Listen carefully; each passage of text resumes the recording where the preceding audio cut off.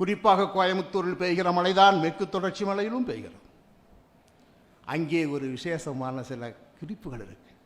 ஒரு 6000 அடிக்கு மேலே இருக்கிற மலை குன்றுகள் முழுக்க புல்வெளி காடுகளாக இருக்கிறது.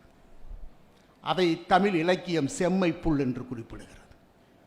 இந்த புற்கள் இங்கு பெய்கிற எல்லா மழை நீரையும் அந்த புற்கள் வாங்கி வைத்துக் கொள்கிறது. வாங்கி வைத்துக் கொண்டு மழையெல்லாம் நின்ற பிறகு தன்னுடைய வேர்க்காலின் வழியே சொட்டு சொட்டாய் திவளை திவளையாய் கொஞ்சம் கொஞ்சமாய் கீழே இருக்கிற சோலைக்காட்டுக்கு இறக்குகிறது.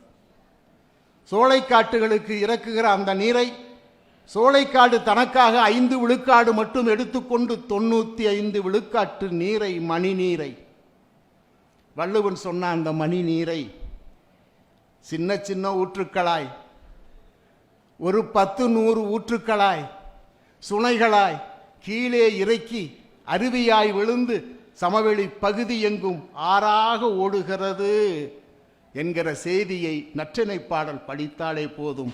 சிறுவாணியும் அப்படித்தான் உருவாகி இருக்கிறது. நண்பர்களே, உலகிலே 2வது சிறந்த சுவையான அந்த குடிநீர் சிறுவாணியும் இப்படித்தான் உருவாகிறது என்பதை நாம் நற்றிணை பாடலின் மூலம் உள்ளபடியே புரிந்து கொள்ள முடிகிறது.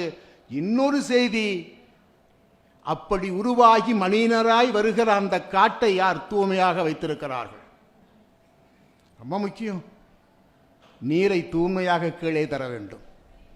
இயற்கை விரும்புகிறது, மனிதன் விரும்பவில்லை என்றாலும் கூட இயற்கை தூய்மையான நீரைத்தான் நன்னீராக கீழே இறக்குகிறது.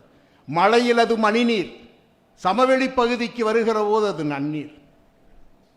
ஆமா, நன்னீர். இந்த நன்னீர் எப்படி தூய்மையாக வைத்திருக்கிறது என்பதை ஒரு பாடல் சொல்கிறது. எருவை என்றொரு பறவை, மேற்கு தொடர்ச்சி மலையில் இப்போதும் கொஞ்சம் மிச்சப்பட்டிருக்கிற பறவைகளில் எருவையும் ஒன்று. பாருக்கழுகளும் கொஞ்சம் ஒரு காலத்தில் லட்சக்கணக்காக இருந்த இந்தியாவில் இருந்த பாருக்கழுகள் ஒரு 150-200க்குள் இப்போதும் மிச்சப்பட்டு மேற்கு தொடர்ச்சி மலையில் இருக்கிறது.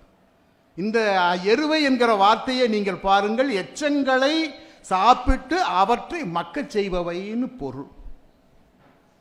காடுகளிலே வயதான ஒரு யானை, 5000 கிலோ எடை கொண்ட ஒரு யானை வயதாகி மனிதர்களே நுழைய முடியாது, இன்னும் கொஞ்சம் காட்டில் செத்து போனால் அவையெல்லாம் மக்கி மறைய 3 மாதங்கள் ஆகும். 3 மாதங்களில் அதன் உடலில் புழு தோன்றி யானையை தின்று தீர்க்க 3 மாதங்கள் ஆகும், குறிப்பாக வளர்ச்சிதை மாற்றம் அடைவதற்கு. ஆனால் அவ்வளவு காலம் பொறுத்து கொள்ள முடியாது. அங்கே இருந்து வருகிற தண்ணீர் தான் சமவெளி பகுதிக்கு வருகிறது. தண்ணீர் தான் பல நோய் கிருமிகளை தொற்றுகிறது. ஆகவே 3 நாளில் 4 நாளில் இல்லாமல் செய்கிற வேலையை இயற்கை செய்கிறது. அதற்காக படைக்கப்பட்ட பறவைதான் எருவையும் பாருக்கழுகுகளும்.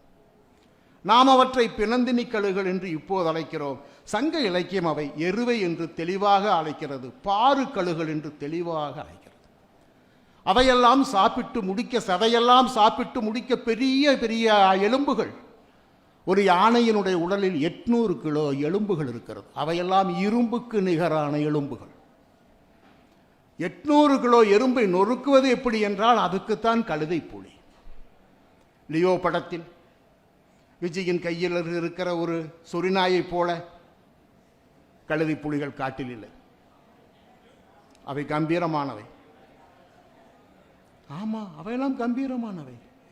யானையின் எலும்பை சட்டத்தை போல் இருக்கிற பெரிய எலும்பை தன்னுடைய தாடையில் ஒரு எந்திரம் போல் அடித்து அடித்து நொறுக்கி மாவாக சாப்பிட்டு காடுகளை எலும்பு கூட இல்லாமல் வைத்திருக்கிறது. நீங்கள் எல்லாம் கொடைக்கானல் போனால் தேவலைன்னு நினைக்கிறீங்க, ஊட்டி போனால் பரவாயில்லை, மூணாறு போனால் பரவாயில்லை என்று காடுகளை நோக்கி இயற்கையை நோக்கி நீங்கள் எல்லாம் போகிற போது காரணம் இயற்கை நன்றாக இருக்கிறது, அழகாக இருக்கிறது என சொன்னால், இயற்கை நன்றாகவும் அழகாகவும் இருப்பதற்கு எருவையும் பாருக்கழுகுகளும் கழுதை புலிகளும் காட்டில் வாழ வேண்டும் என்பதை சங்க இலக்கிய பாடல்களிலிருந்தே நாம் உள்ளபடியே தெரிந்து கொள்ள முடியும். நம்மால் தெரிய முடியும்.